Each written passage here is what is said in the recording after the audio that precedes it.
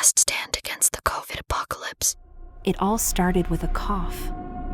At first, people just thought it was a cold or flu, but soon they realized that it was much worse. The virus was spreading rapidly, infecting and killing people across the globe. The world was in chaos, and people were desperate for a cure. But it was too late.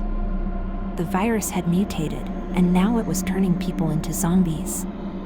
The streets were overrun with the undead. They were fast, relentless, and hungry. They would stop at nothing to get their next meal.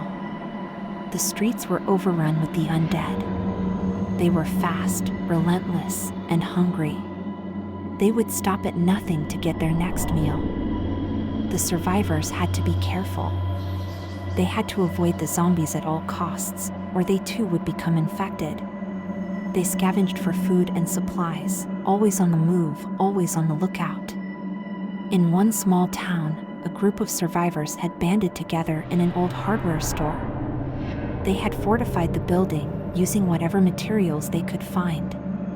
They had food, water, and weapons, but they knew it was only a matter of time before the zombies found them. The group was led by a man named Jack. He was a former soldier, tough and resourceful. He had seen a lot of death and destruction in his life, but nothing like this. One day, while they were out scavenging for supplies, they stumbled upon a scientist.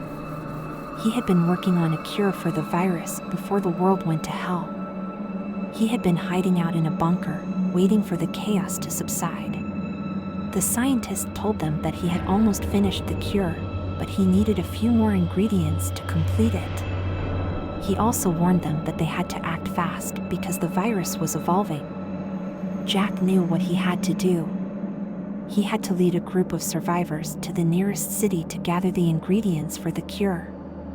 The journey was perilous.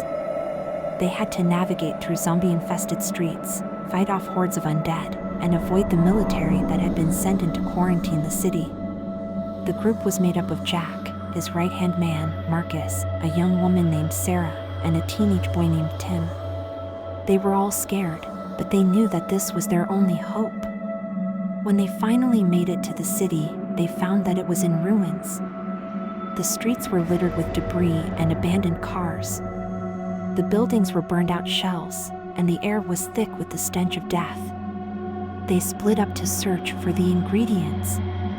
Jack and Marcus went to a pharmaceutical company to find the first ingredient, while Sarah and Tim went to a hospital to find the second ingredient.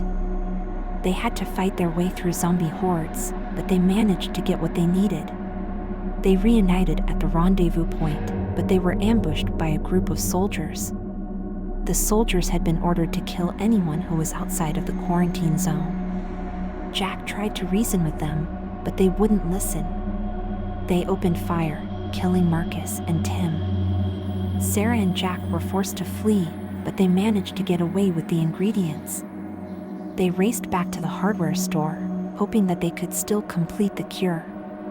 When they arrived, they found that the zombies had breached the barricades. They had to fight their way through the undead, using everything they had. They finally made it to the scientist, who completed the cure.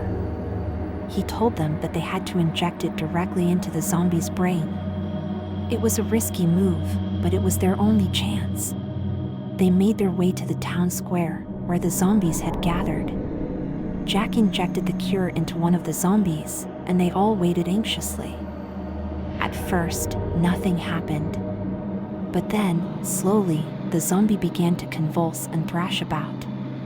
Its skin started to peel and bubble, and its eyes bulged out of their sockets. It let out a blood-curdling scream and then collapsed onto the ground, motionless. The survivors waited, watching the other zombies. They could see the infected begin to slow down and twitch, their movements becoming jerky and uncoordinated. They knew that the cure was working. One by one, they injected the zombies with the cure. Some of them died instantly, while others convulsed and thrashed about before finally succumbing to the cure. But eventually, all of the zombies were gone. The survivors had done it. They had found a cure for the virus and saved the world from the zombie apocalypse. But at a great cost. They had lost Marcus and Tim, and many others along the way. In the aftermath, the survivors banded together to rebuild. They worked to clear the streets and rebuild the town. They knew that the world would never be the same, but they had hope for a better future. But in the back of their minds, they knew that the virus was still out there, waiting to mutate and evolve once again. They knew that they had to be vigilant and always be prepared for the worst. For now, they celebrated their victory, knowing that they had saved the world from the brink of destruction. But they knew that the fight was far from over. They had to stay strong and stay together if they were going to survive in this new world.